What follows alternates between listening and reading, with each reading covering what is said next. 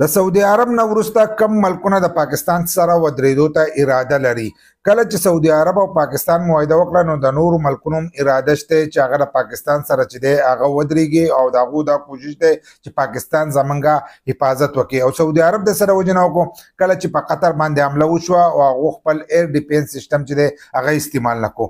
ایر ډیفینس سیسټم د دې لپاره چې کله مزایل یا څه راځي دې ملک ته نو هغه یې کنټرول کوي، خو دوی خپل ایر ډیفینس سیسټم چې دی د استعمال نه کړو. د سره وجه نه چې دی د امریکې نه اخیستی و، د امریکې نه اخیستی و او امریکې ورته دا وینا کړې ده چې موږ درته کم ملکونه وایو د هغې خلاف استعمالولی شي، خو زموږ چې کم ملکونه ولي ته د هغې خلاف دا نشي استعمالولی. نو اسرائیل او امریکا خو یو ده، د دې د وجې نه چې دی هغو دغه خپل ایر ډیفینس سیسټم چې دی دا استعمال نه کړو. نو د سعودي عرب هم خیال راغی ځکه چې هغه هم اصلیه چې ده هغه د امریکې نه الي، نو هغو ته دا پته ولګېده چې زه خو سبا ورځې بیا هم خپل ایر ډیفینس سیسټم هم نشم استعمالولی او نور وسله چې دا هم نشم استعمالولی.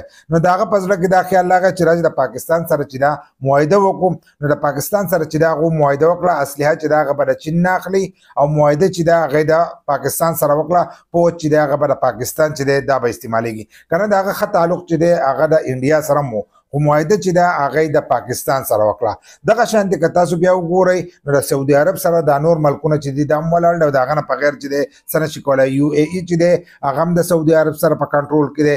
دغه شانتې که دغه وګورئ د قطر وګورئ نو هغه ورسره هم دی، عمان چې دی دا ورسره هم دی او دغه شانتې مصر چې دی هغه هم پاکستان ته ټلیفون کړی مبارکي ورکړې او دا یې ویلي ده چې موږ ستاسو سره ملاقات کوو. نو کله چې دغه هر سره وشي نو د دې به یو مشترکه پوځ چې دی دا به جوړېږي. که دا نور ملکونه د پاکستان سره ودرېدل او هغوی چې دی زمونږ حفاظت وکړي نو دوی به یو مشترکه پوځ چې دی دا به جوړوي. که بیا په یو ملک باندې حمله کېږي نو هغه پوځ چې دی هغه به د هغې خلاف چې دی دا به استعمالیږي. نو که دا معاهده وشوه نو بیا به د دې یو مشترکه پوځ جوړېږي لکه څنګه چې نیټو پوځ دی دغه شانتې به دې ځان له خپل پوځ چې دی دا به جوړوي. نو د دغه ملکونو چې دا هم د پاکستان سره ودرېدو ته اراده ده. تاسو راسره خپل رایه شریک کړئ چې دې له یو پوځ جوړېده پکار دي که نه دي.